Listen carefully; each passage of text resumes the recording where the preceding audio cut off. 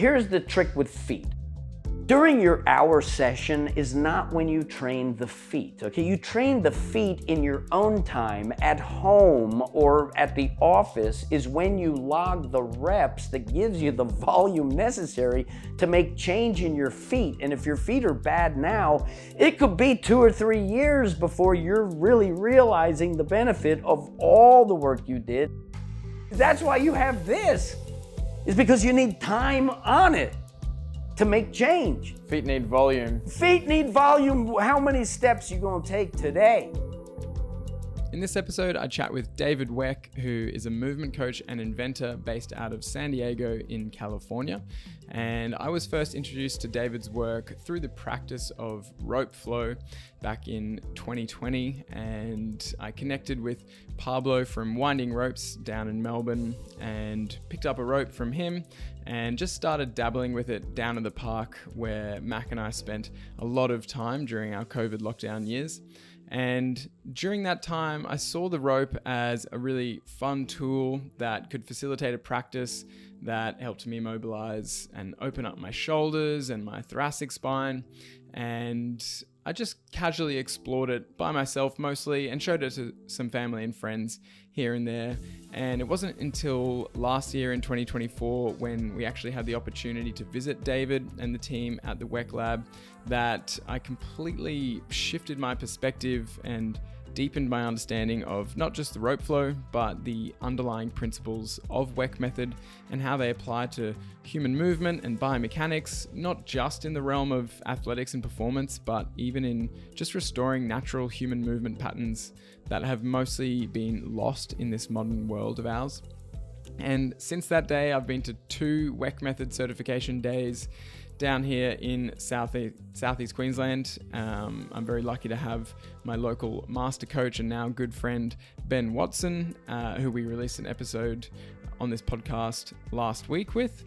And anyway, I've been applying the tools and methodologies that I've learnt to pretty much all of my strength and conditioning training, which has been absolutely game-changing, honestly, for both my engagement and my enjoyment in the training, and also just how my body feels after the training session. I've even noticed that the way I walk and run has been significantly impacted and I would say updated through this new lens of spinal engine theory. And I've started introducing as many of my family and friends to the practices as possible. I've even set up a weekly team training session that we call Weck Wednesday and have started integrating some of the rope flow into our classes here at the TFC Hub with overwhelmingly great feedback from anyone who tries it. So I am really grateful for the experience that we had out at the Weck Lab, from the full tour of the facility with David to the awesome coaching tutorials we had with Chris, who's their Director of Education, and of course the sit-down conversation that you're about to listen to on this episode with Dave. And unfortunately, during this conversation, we did have some significant microphone issues that were not fully realized until we went to listen back. That made for a much bigger challenge to edit and hence the very delayed release. And you may notice that the conversation jumps around a little bit as part of our attempt to salvage the best parts of what had been recorded and make them flow together as best we could. Of course, you will especially notice this if you're watching along on YouTube. It's also worth noting that there is some strong language used throughout this conversation. David is very passionate about what he does, and I've only ever seen him unapologetically speak his mind about the myths and misconceptions that he sees propagated in the fitness and sports and athletic industries. I mentioned as well last week that while it is great to hear about Weck method and the concepts behind it, it can be very challenging to put into context without a felt physical experience of the training. So if your interest is sparked either by this episode or last week or any of the content that you see us put out, I would highly recommend seeking out a physical experience of this training with a local trainer, or even just with some of the many free videos that are out there on YouTube or on the Weck Method website. And before we go, we did want to let you in on one last little secret too. Do you want to know one of the most powerful things that you can do for your foot health today? It's changing your shoes. We are probably preaching to the converted. A lot of our listeners are probably well aware of the benefits of natural footwear, but we want to reiterate that most modern shoes are too narrow, too stiff, and too cushioned, which means they don't let your feet move the way they're designed to. That's why we're super proud to be partnering with Vivo Barefoot, one of the leaders in natural footwear globally. Vivo Barefoot makes footwear that's foot-shaped, flat, flexible, and thin enough for your feet to feel the ground beneath them. And here at TFC, we believe that's exactly what your feet need to function naturally. We've personally been wearing them for years, and we've seen firsthand how powerful this transition can be for improving our own foot strength, posture, and performance. And we're really keen for you guys to try them out too. So depending on where you're starting from, of course, this transition does need to be slow and steady. We are here to support you with the training and education that you need through that journey. But if you are ready to make the switch to shoes that support the health of your feet, instead of disrupting them, then you can head to the link in the description of this episode to explore Vivo's awesome range. And to celebrate the launch of the new Primus Flow, Vivo's first barefoot running shoes, we have a special offer this week just for our audience. If you use the code TheFootCollective25, you can save 25% on selected styles until May 15, 2025. Don't think Vivos are for you? Well, you can check out our footwear finder where there's a heap of other trusted natural footwear brands from around the world with special discounts too. So all of those links are in the show notes. All right, David, thanks so much for coming on the podcast. It's amazing to be here in the WEC lab, especially after seeing it on Instagram for so long and following your stuff. And I know you've got a very multifaceted approach, I suppose, but it all comes down to some core philosophies. So I'm super keen to dig into all of that with you. But maybe just for anyone who's not aware of your work or who you are, maybe just like a brief little background of who you are, what you do, why you do it. And I'd love to hear, I guess, the story of how you got into movement and what you're doing now with movement. Okay, great. Very happy to be here, finally connect with the Foot Collective, right? You guys have a great reputation doing great work, and this thing's very cool. Thank you. So basically, I've always loved athletics. I loved running. I loved the wind in my hair. I loved playing games, and I loved it. It was my favorite thing in life. I wasn't good enough to make a living at it as a professional athlete, okay? And football was my passion. So I picked a sport where I'm not even genetically predisposed to be the best, and I know I'm not going to be able to play at the highest level, but I didn't care. I loved it. It was my passion. So I played 4 years high school, 4 years college. And when you're playing football and you're 15 and you're 135 pounds at 14 or whatever, and then you're 155 and then you're 175 and then when you're 185. So I had a training progression where first I did it for girls, right? And then I did it for size and strength. And then I did it for speed and jumping, right? So by the time I was a senior in high school, I could dunk a volleyball and I could run a 4.6 40. Wow. And I could chase down 4.5 in a game, right? So there's that as well. So that enabled me to play Division III college football, right? And be a contributor freshman year, getting in games, traveling to the away games, starting as a sophomore, still record on the books at Williams College all these years later, graduated in 92. And I played with my head in college. So in high school, it was all reaction. I didn't know what I was doing, just run around, tackle people. But in college, I learned the X's and O's of football. And I studied film, and some weeks I put in 20 hours of film study in preparation for Saturday. So by the time I'm playing that team, I have keys, reads, down distance. Like I have all the things that they do. I've seen it. Right? So I was able to play the game skillfully to make up for my athletic inadequacy. And I think that mindset carried forward to the study of biomechanics when I graduated from college. And when I was 26 years old, I wanted to learn martial art, right? And in New York City at the time, Wing Chun had a certain amount of popularity, and it was Bruce Lee's first art, Wing Chun. So I started going to some classes at different studios, and the instruction was mostly terrible, right? And it wasn't taught well, and unless you're feeling it well, then you're not learning it well. So it was a whole bunch of like a lot of time wasted, but I read the books and I understood the principles. Okay, so then when I moved out to San Diego after inventing the Bosu ball, which was like I was an actor, and then I thought of the Bosu ball. I wasn't an actor. I was a Bosu ball, that guy now. Ready, fire, aim. Because I knew that was my ticket to financial freedom, which I wanted, right? So, okay, work real hard to get that in the air, license it. Now I got my time, all right? And so by employing film study and tinkering with trying stuff, right, I was able to find insight. And when I discovered the rope, I had already had a year or two, well, probably 2 years in of manipulating a staff. Being able to take a stick and send a stick around figure eights and bow staff. And a bow staff, right?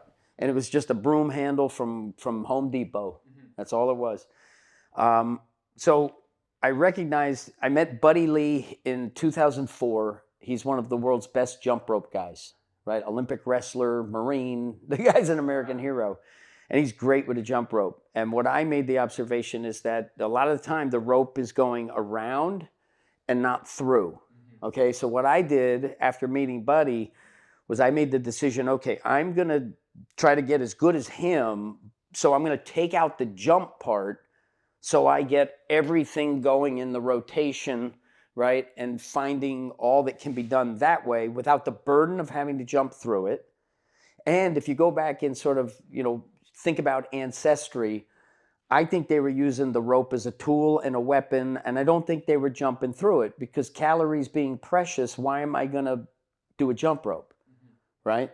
So I think it's more functional actually to learn the down beat, not the syncopated beat where hands down, feet up. That's useful and it's great in a boxing ring. But if you're playing linebacker, that's not really the principal skill, right? I played defensive back. So the Bosu ball afforded me the opportunity to study. I went to Chinese medical school. I did Feldenkrais. I did structural integration. I was going on retreats, and I was doing all weird shit. I was doing speed reading. I was doing all sorts of brain balancing. I was doing, the resonant, different frequencies. So I dove deep. And that allowed me to associate sort of the Eastern philosophical beliefs and practices with the Western mechanistic, drill it down to, atomize things and, okay, this little thing here. So yin and yang, quantum mechanics, okay, principle of uncertainty, there's opposite, whatever. The vessel that is trying to figure this out doesn't know if you're here or here.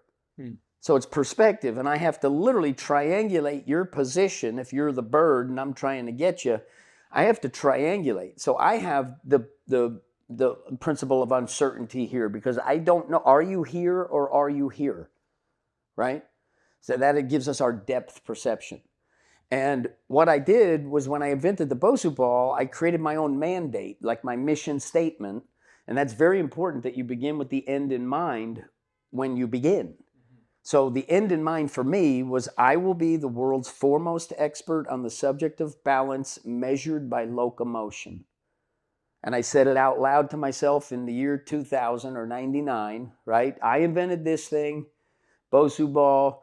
I know balance pretty well, but I'm going to be the world's foremost authority. I'm going to know it better than anybody in the world because that puts me underneath everybody. Not on top. You see, and that's the insight, that's the wisdom of begin with the end in mind, is if I can change the foundation to physical integrity, substantial balance that is never lost unless some force acting upon me overwhelms me and I lose it, right? Never will I lose it on my own if I'm orchestrating big cat movement. So that whole thing turned into Bosu stood for both sides up in the beginning. In the year 2000, I changed it personally to both sides utilized to describe myself, the human being, both sides utilized. And so now the training has evolved into, okay, we're going to learn fundamental positions of length and strength internal torsion, external torsion. And if we start thinking about, well, all three planes are always in existence at all times, and there's 6 degrees of freedom at all times. So, train in the transverse plane. Okay, well, you're still in the sagittal plane. You're still in the, you know what I mean? Like, all the planes exist, so you can't train just one. And what we're interested in training is the internal effects, right? The external, if I'm seeking a training effect, well, the specificity of the modality will dictate what I'm able to glean and get from it, tool being the teacher. And so if you use these tools according to this both sides utilize philosophy, where you're going to the positions where I can keep funneling to my maximum strength, and if it overwhelms me, I can just change it. But if it doesn't overwhelm me, I can beat it. And so now it's a paradigm shift in fitness, because peer review, right, who made the rules, defined core stability as stiff in neutral is stable. So when you're going to move, you need to prioritize stiffness. Proximal stiffness equals distal athleticism. This is said by the #1 PhD that everyone cites for the science of core training. And it's literally pointing in the opposite direction of what is true. X on the map is head over foot, balanced locomotion.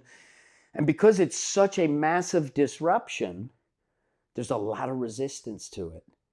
Because the expert who suddenly, snap your fingers, is no longer expert. That is a very, precarious position to be in, because you will fall.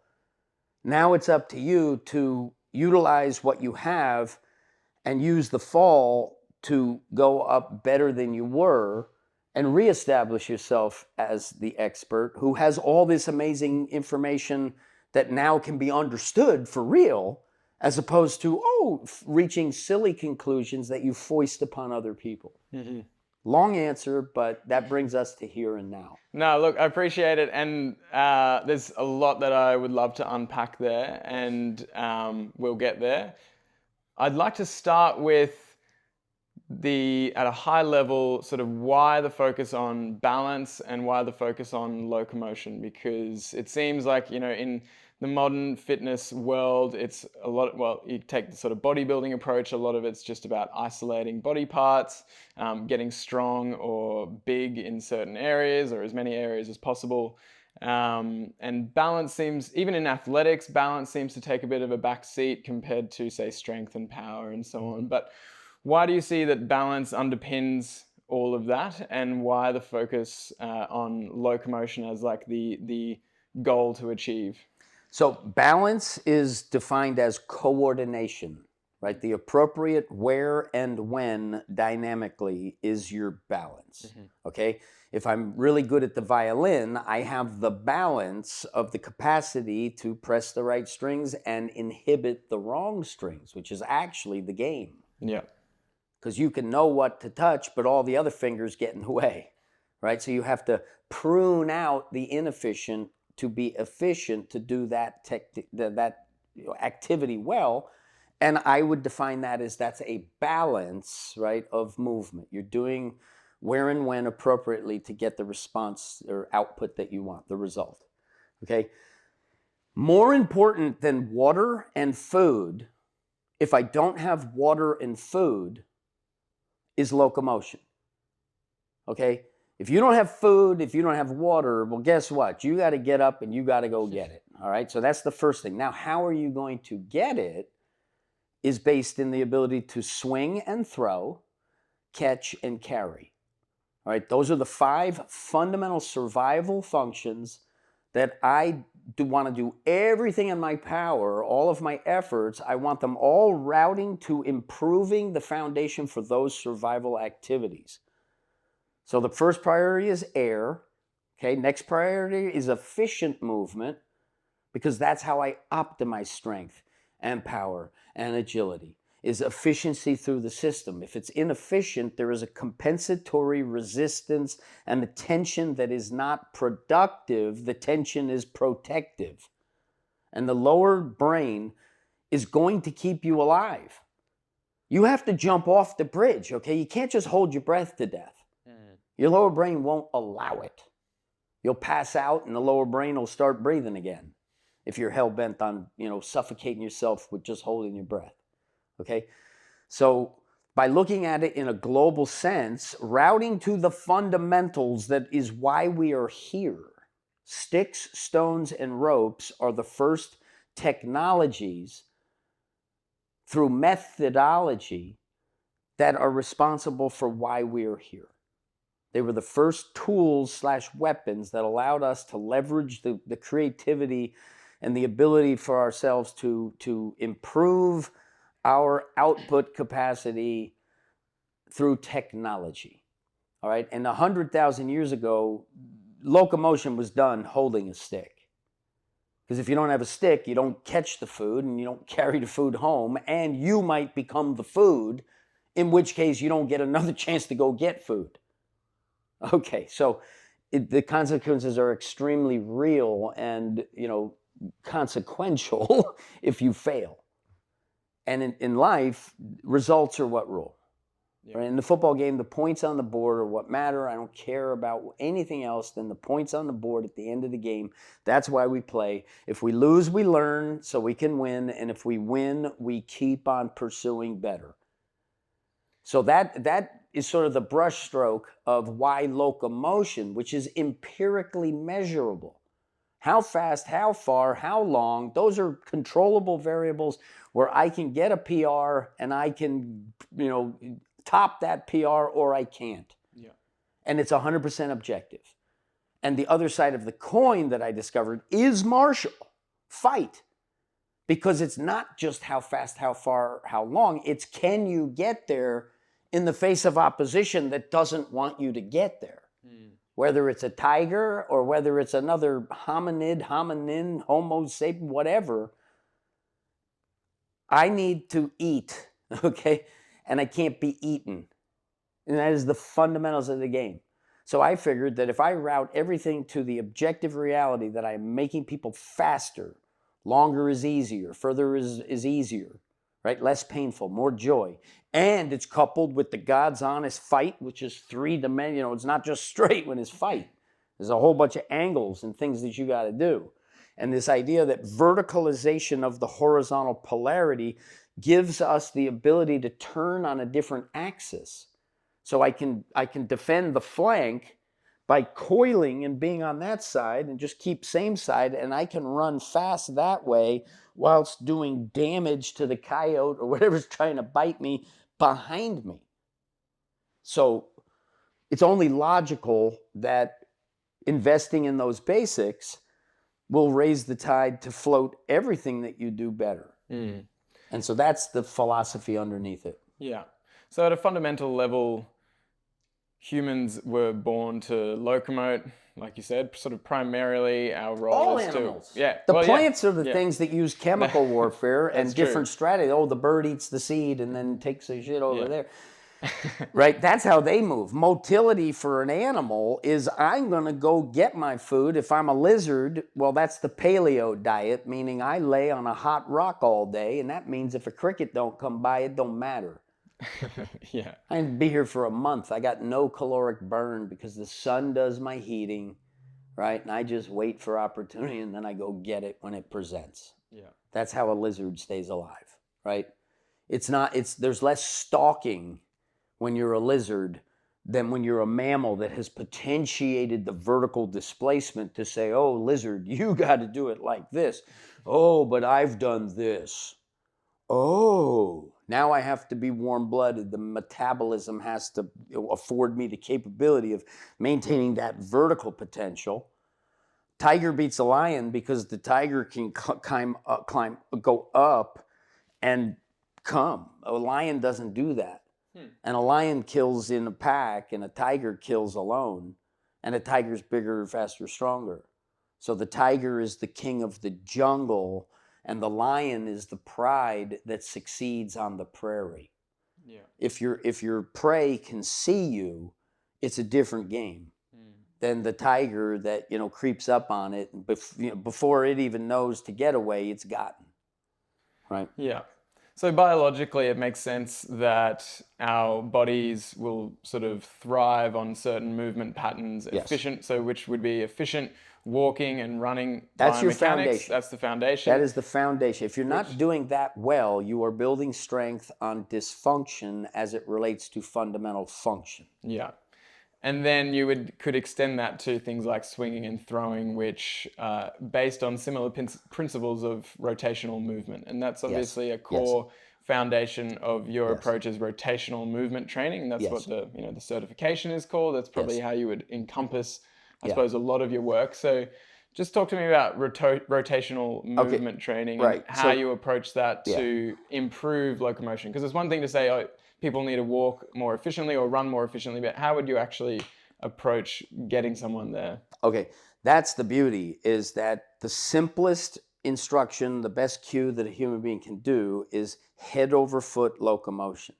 If you position your head to be in a position that you are there when you get there in perfect balance, and you don't define walking as falling and recovering, you define walking as I am changing my weight to the other foot with perfect efficiency and balance, where nothing is engaged in a compensatory struggle to make up for imbalance.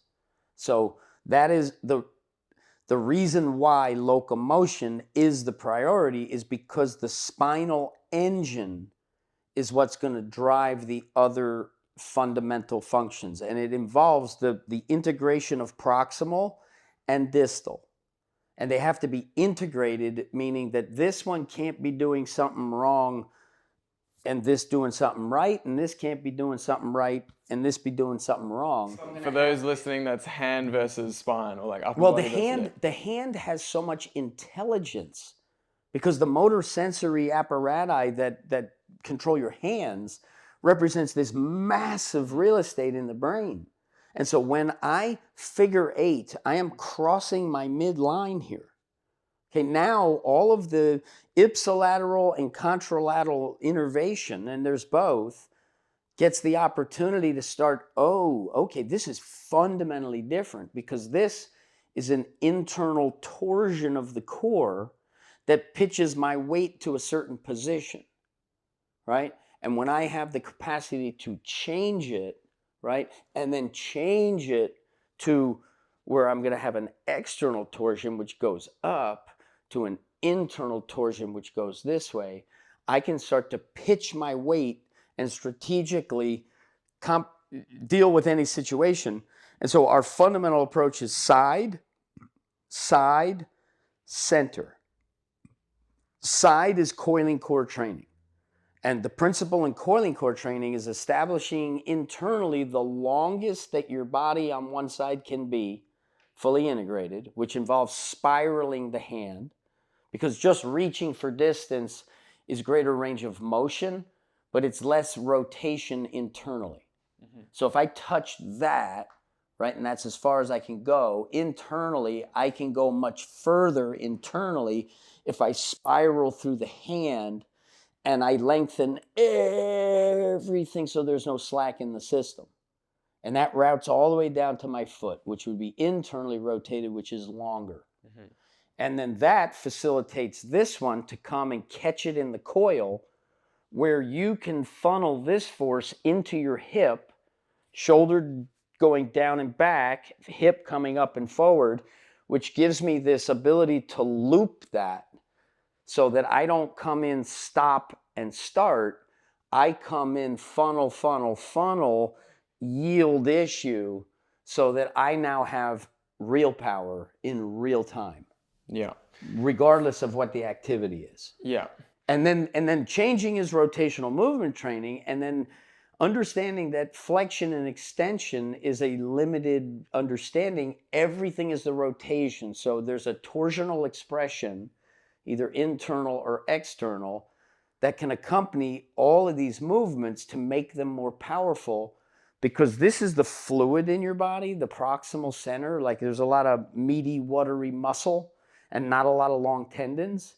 So the long tendons are elbows out, knees down. That's where the long tendons are. So you want the stiffness. I don't like stiff or rigid as words, so I don't use them. right? I want responsive with no slack that is appropriate. I don't want things, oh, I'm stiff. I want it to, I want it to do what it needs to do. I understand what stiffness is implying, but I think the word itself isn't the most productive word that I can be associating with movement. A lot of people think of stiffness as restriction, whereas... Well, they are, because the stiffness is with the intended goal, according to peer review, that athletic movement is contingent upon your capacity to immobilize the spine in neutral and maintain the spine in neutral to move so that I can use the ball and socket joints. And what happened was they conflated the deadlift and the squat with me running around. And both sides utilized. I'm a big fan of a bilateral heavy lift that's going to give me the maximum pressure experience, that's going to pack on more meat, the density of my bones, all of it's good. But I'm never going to lose sight of the fact that my side, center can actually make me stronger in those bilaterals, because if you haven't gone to fullest range of rotation, you've left something on the table and your body has never experienced the truest balance where you're poised to pounce and you're not getting tired. I might have to wait for the wind to change, and I might have to wait 40 minutes. I might have to wait an hour and a half. And the opportunity is going to come, and if I'm not poised to pounce, well, I don't catch it. How do you do it? You come in and you get that coil where you're funneling all the force through the longitudinal bone axes. A longitudinal force through a bone is so strong. Imagine what your femur could do if it's just perfect longitudinal weight going through it. And now imagine it sort of offline and how weak it is, how vulnerable it is. But if it's inline, and the line is not a line, the line is a spiral dynamic. So if I can educate my body to maximize the utility of my bone structure, the fluidity of my body is free to flow, funnel the force through the fascia to the floor, and create a perfect exchange of force delivery, force reception, force expression. Land, load, launch is your fundamental trinity of locomotion. Is I have to land it, I have to load it, and I have to launch it. And if that sequence is not organized correctly, which is contingent on what your upper body is doing, if the upper body's wrong, well, then the foot can't do anything to save you. The foot has to now deal with the imbalance like the rest of you. And then you are patterning compensatory tension. And then, if you really want to screw it up, you program in neural engrams, that which fires together, wires together, right? Your actions, your efforts, and your intent define the program, the engram that your nervous system is going to orchestrate to do that movement task. So I line you up in a pal-off press, and now I'm telling you to fight for that position, maintain neutral. But the problem is it's this 50-50 no man's land that puts me in a position where I am unresponsive now, and I'm being uprooted with tension. I need the tension to go down.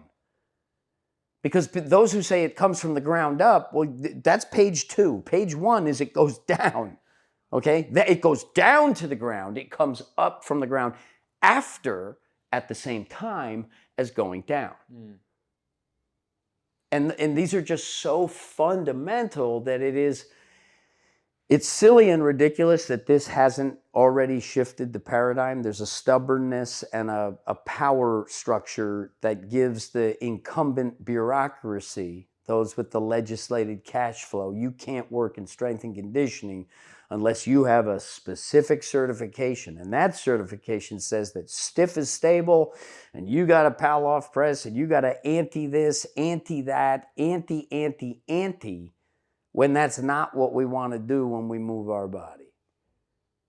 It is so preposterous that there is even, and what the peer review is doing now that I'm in the center of the playground waving my hand saying, hey, I got a question for you guys. How do you establish physical integrity?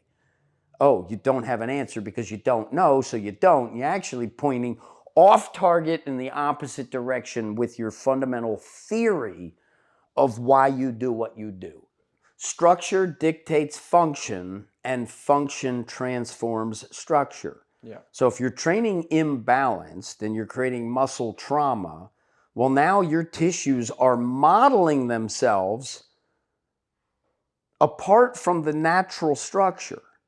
And so what's going to happen over time is the structure will model itself based on the stresses that you put to it, the bones, the fascia, and all the rest.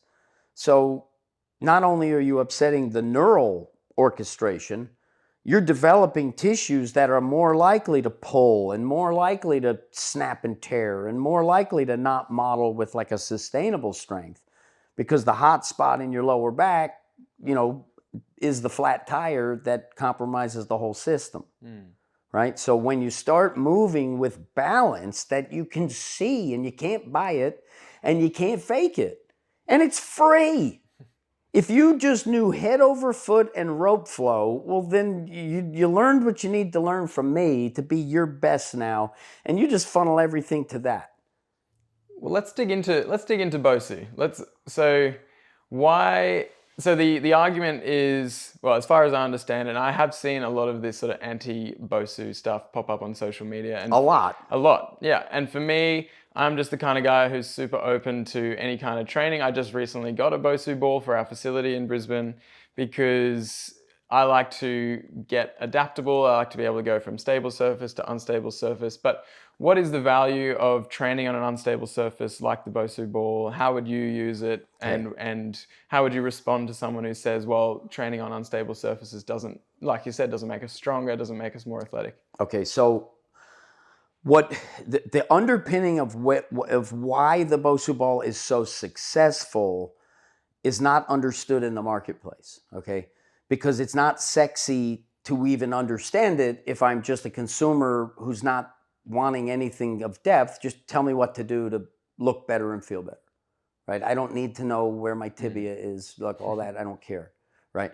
Versus the exercise professional who wants to drill deep so they understand enough underneath it to make sure they're doing the right thing that's going to create the optimal result. Okay, so what makes the Bosu ball so special is that when the dome is up, the BOSU now stands for balance of stable, unstable, because the dome itself is moving, but the device is not. And what that does for your nervous system is it instantly eliminates the fear of and the threat of falling, because you know it won't slip out from under you. And if it does pitch you out of balance, you just step off it. Yeah. So the odds of getting hurt are extremely low, and the odds that you're going to have to make adjustments are extremely high. And so what it does from a neurological standpoint, in terms of what I'm trying to teach my body, the electrical system, right, the signals, the engrams that are going to control and dictate how I move structure, I'm now learning to energetically not freak out at imbalance. So suddenly I'm doing it like a real athlete who's solving problems going down. They're not getting up and tense. And we're talking at game speed. We're talking at fractional seconds that, very tiny increments of time can either be a touchdown or a non-contact injury where the guy now is getting surgery on his knee or her knee and nothing happened. They were just running. They were running and they tried to go that way and snap. Oh, they broke their Achilles. They're like, oh, whatever.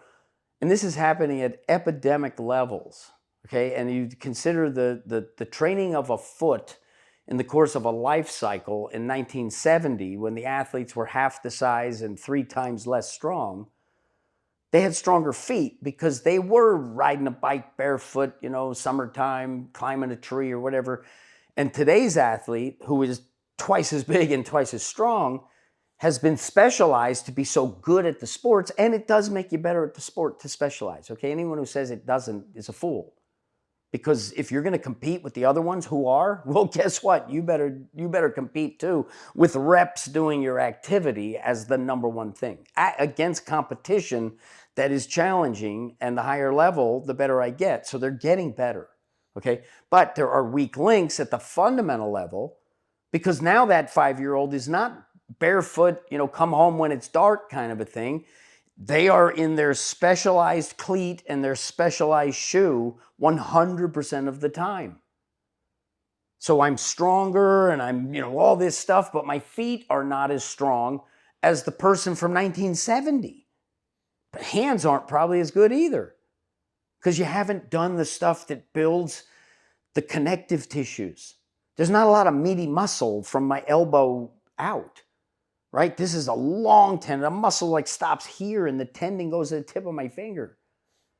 So I can utilize this tensional balance by the tension and positions that I put and intent that I put into my hands to transform the tensional balance systemically. And we'll record the core fist that you can lay into this video so we can demonstrate how to create a skeletal circuit through the distal upper extremity where I triangulate the digits so that now I can take all of my soft tissue and all of my fluid and all of my tendons, everything, and I have a skeletal integrity that lets me go to 100%, and going to 100% is skeletally integral here, which radiates the integrity here, where tension in this position creates proximal freedom. And now when I do my shoulder circle, I'm feeling fluid because this is facilitating fluid.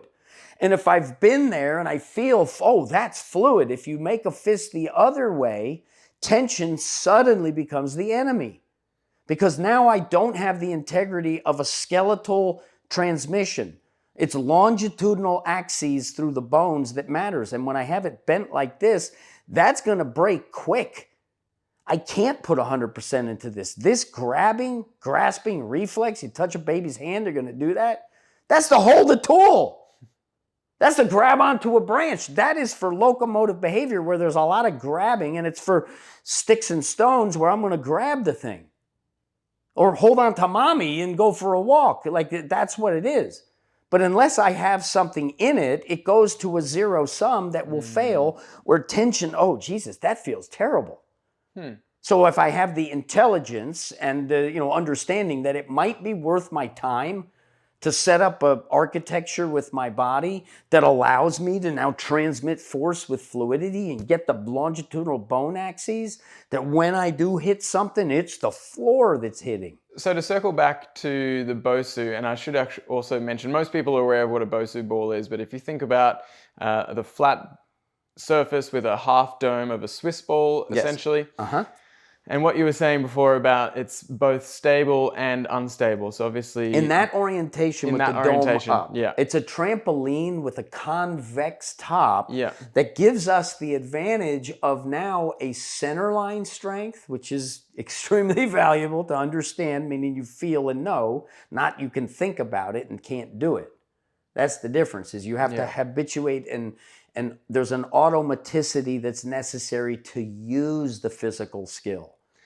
And you were saying it also teaches your body to relax, because I think when most people get into an environment like a narrow surface like we use, or an unstable surface like the Bosu ball, their tendency is to try and tense up to stay balanced. Whereas actually what they really need is relaxation. Your natural reaction, if you feel as though you've lost, right? You've slipped and now you're in the air. Your natural reaction is to protect command center, right? You're gonna try to reach, and that's what's gonna break your wrist. Right? You're gonna cover up, and you didn't even give yourself a chance to solve the problem, because your nervous system created a situation where you went right to protection, and you passed through the opportunity to be productive. Right? The productive is responsive, and the protective is reactive. And if we're reacting, we're already behind. But if we're responding, it's a 1-for-1. Right? I can play defense if I'm responding, because I've set myself up to be responsive. But if I'm reacting, I'm like on my heels, I get beat. And there's AI, right? Artificial intelligence. Well, there's another AI called athletic intelligence, and balance is the king on the chessboard. Strength is the queen and the coordination of all the pieces. Okay, that's the strength and the power and all that, the endurance. But the king is balance. You can sacrifice the queen and still play the game, and some do in certain situations to win, okay? But you can't sacrifice the king. The king is balance. If you take balance away, none of the other qualities matter. Yeah, you got no strength without balance. You do not have productive strength without balance. Yeah. You only have protective strength when you don't have balance. Or you've eroded the productive output and set yourself on a course that's less sustainable because you're probably going to wear out the more efficient you are. And the smart athletes with the athletic intelligence are instructed to do it wrong. They tell you that they are doing it wrong, but they're not. They're doing it correctly. Yeah. Because their body has big cat. They're less removed from that ancestral capacity to orchestrate physical integrity, which was once necessary. Yeah. So, sort of following along from that concept around the Bosu ball, and something that we talk a lot about with our approach, and that I've heard you talk about as well, is the tool kind of being the teacher, where you're not necessarily having to coach and cue everything. If you give someone the right tool and some guiding principles to follow, then over time, their body and their nervous system just learn it experientially. They have the experience and they apply it to whatever it is they're doing. So for me, when I first started flowing the ropes, look, it's weird. It looks a bit strange maybe at first, and it takes a little getting used to. But then once I started to get that feeling, I thought, oh, this makes sense. And then I would be walking and I would just naturally be sort of moving in this sort of figure 8 way with the shoulders. And then I would experience that while I'm running, and just, it's this sort of awareness of that feels good or that feels right. And then that can carry over into pretty much everything. And so you are an inventor. Obviously you invented the Bosu ball. You've got a number of other tools. So how do you approach that? Maybe if we stick to the feet, a lot of our audience are very interested in feet and foot pain and foot mechanics. So how do you use your tools as teachers for the feet, starting wherever you want? Well, the Bosu ball, because on the dome side, the Bosu ball is giving you the opportunity to understand this lateralization as the priority to go to the inside. Okay. So outside to outside inside. to inside is how you're going to take the strong bone architecture, 4th and 5th metatarsals, they route to the calcaneus. And the first toe, second toe, third toe route to the talus. So you can think of it as like a dual architecture. You have a first floor and you have a second floor, literally, as they relate to the ankle and the heel. All right. So basically what we want to do, and the Bosu ball does it naturally for you, is we want to know how to load this edge substantially, and we want to know how to go to the inside edge appropriately, where we're setting ourselves up for success. We're not going inside too early.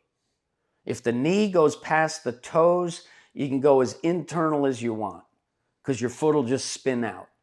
If your knee goes inside too early, well, now we have a catastrophic issue a lot of the time, right? The time when that would happen would be a basketball crossover, where it's an intentional action of the athlete to hit this, and if you don't bite, well, then I'm going to go, but you're going to bite, and that gives me the opportunity to cross it over.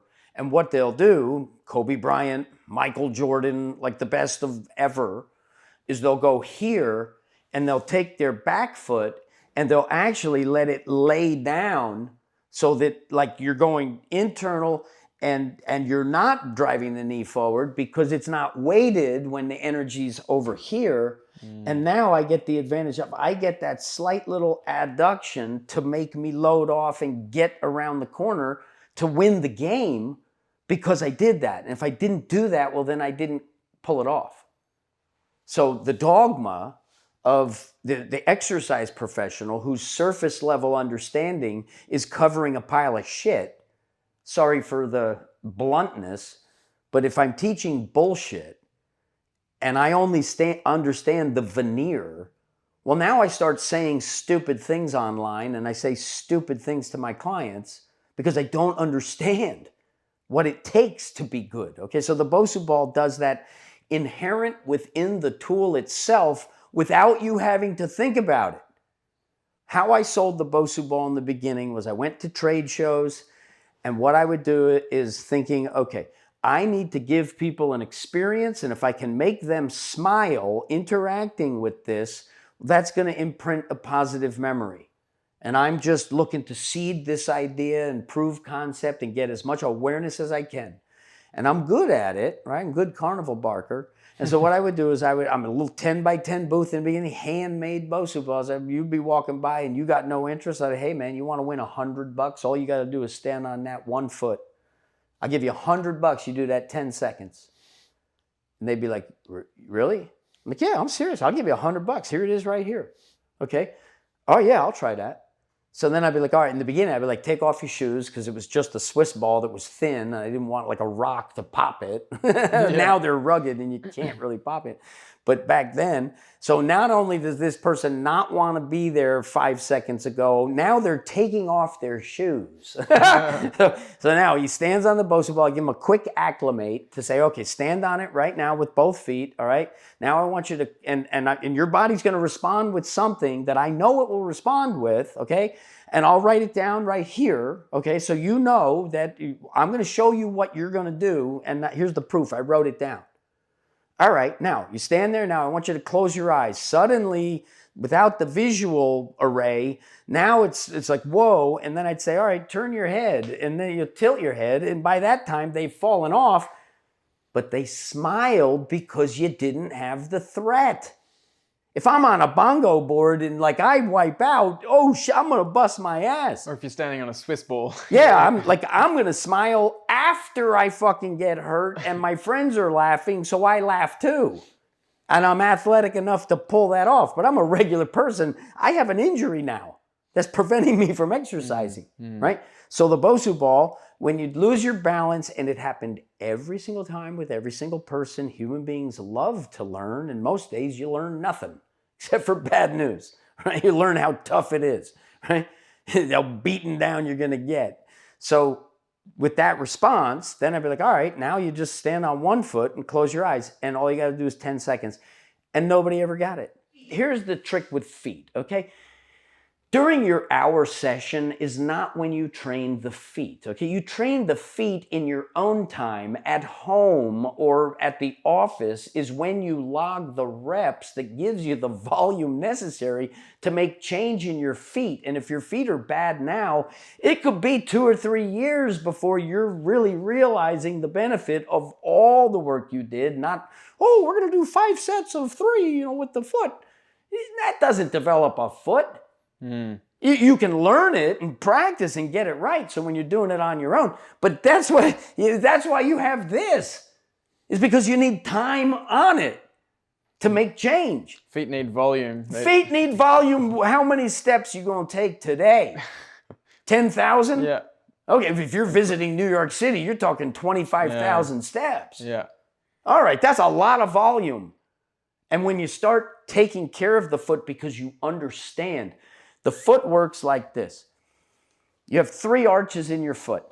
So the first and most important arch in your foot is between the heel bone and the 5th metatarsal. This is your first arch, and getting this meat that comes up here between those 2 bones is the priority, because what that strength allows you to do is it allows you to load laterally and harness the connection to the heel even when the heel's not hitting the ground.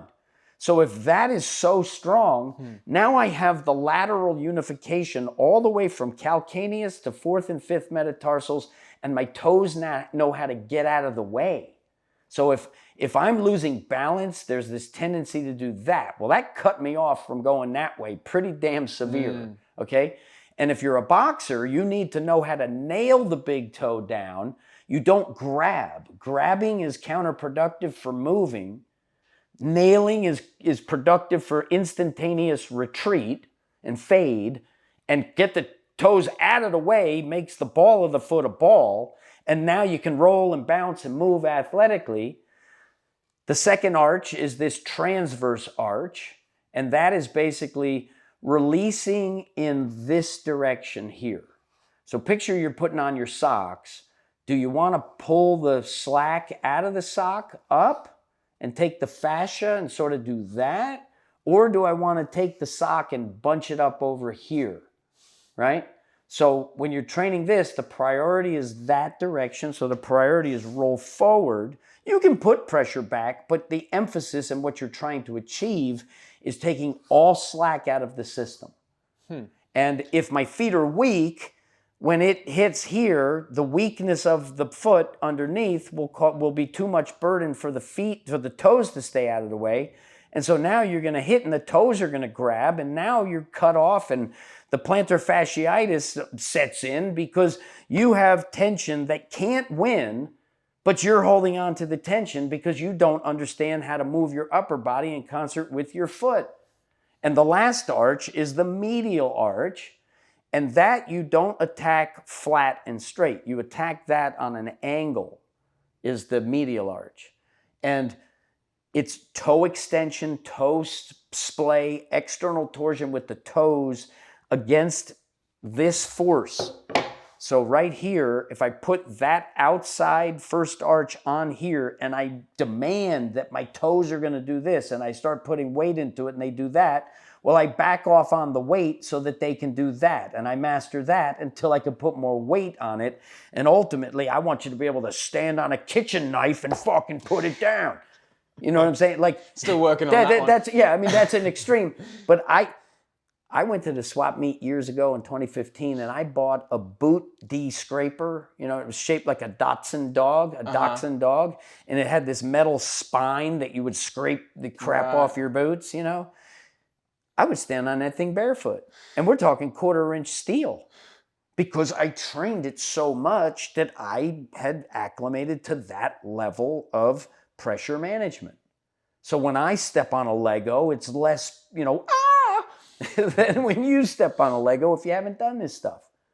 And every single step you take, the mobility and the coordination of the foot is the thing that allows you to manage the vertical displacement properly against the two-dimensional surface.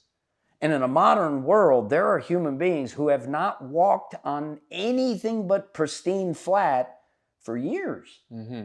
There's a lot of people who they've only ever experienced, that's like eating chicken every meal, right? The repetitive stress when you don't know what you're doing against the same stimulus over and over and over is going to create problems. So when you have the facility and the strength and the coordination of the foot, now it gets to roll through without a whole bunch of restrictive stuff that's not productive, right? And so they're very simple solutions. And I think empowering the public with correct information is going to draw many more people to fitness. So fitness won't be associated with, oh shit, I know I have to, but I don't want to. I don't have time. I have another viable excuse. So I'll re-sign up January 1st, but I'm going to stop. It's March, right? Because and because you don't even like it, because probably your deep athletic brain can sense that this is bullshit. And so you're doing something that's not enjoyable from a survival standpoint, right? God would not have made imbalance enjoyable if you needed balance to survive long ago. So why is imbalance that you are programming into your clients and your athletes, creating neural engrams that are counterproductive to land, load, launch? Thanks for joining us on the Restore to Explore podcast. If you enjoyed this episode and want to hear more, the best way you can support us is by leaving a review and subscribing wherever you are catching this episode. You'll find all of the helpful links in the show notes.